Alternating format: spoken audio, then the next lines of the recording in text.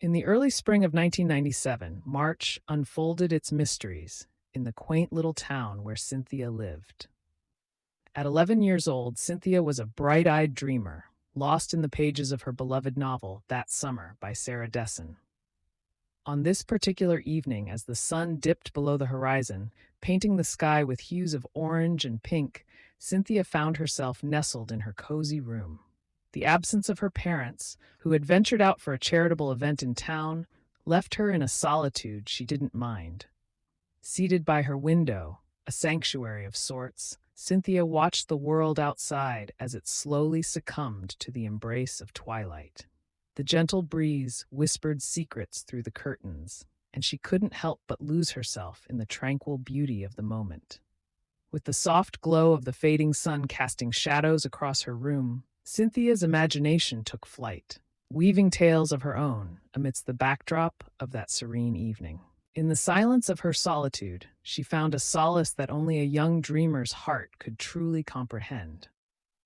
As Cynthia's fingers traced the worn edges of her novel, she realized she had been engrossed in the story for hours. A soft cough reminded her of her parched throat, urging her to abandon the enchanting world of Sarah Dessen for a moment. With a reluctant sigh, she closed the book and descended the stairs to the kitchen below. The cool air of the kitchen greeted her as she swung open the refrigerator door, retrieving a bottle of water. As she quenched her thirst, her gaze fell upon a packet of biscuits nestled amidst the chilled shelves. A smile tugged at her lips at the sight, a silent reminder of her furry companion, Biscuit. Biscuit, a lively golden retriever gifted to her on her previous birthday, had quickly become her closest companion. The memory of his warm, playful presence filled her heart as she reached for his favorite treat from the nearby cabinet. Deciding to spend the evening with her canine friend, Cynthia stepped outside, the setting sun casting a golden glow over the landscape. But as she scanned the backyard, a sense of unease crept over her. Biscuit was nowhere to be found. Panic flickered in her chest as she hurried back indoors, calling out for Biscuit in hopes of his familiar bark echoing through the halls. Yet the house remained eerily silent, devoid of the joyful patter of paws. With a sinking feeling, Cynthia returned to the backyard, her calls growing more desperate with each passing moment. The fading light of the sunset painted shadows across the lawn, but there was no sign of her beloved companion. As Cynthia's heart raced with worry, her mind raced with possibilities. The memory of the damaged opening in the backyard fence, a consequence of Biscuit's exuberant play just weeks before, flashed in her mind. Could he have slipped through that gap and ventured into the forest beyond? It was a route they often traversed together as a family, her father, and Biscuit. But never had Biscuit ventured into the woods alone. With the evening light still lingering, Cynthia made a swift decision. She couldn't bear the thought of Biscuit alone in the darkening forest.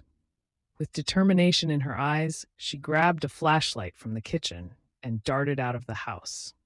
The fading glow of the sunset illuminated her path as she made her way towards the edge of the forest.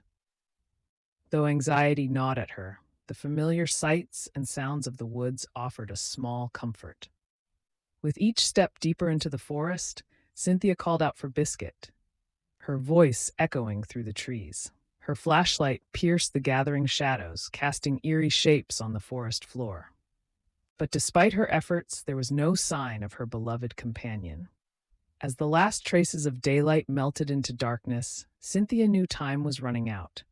If Biscuit wasn't found soon, the night would swallow him whole, leaving them with little hope of locating him until morning. With a heavy heart, she pressed on, her resolve unwavering.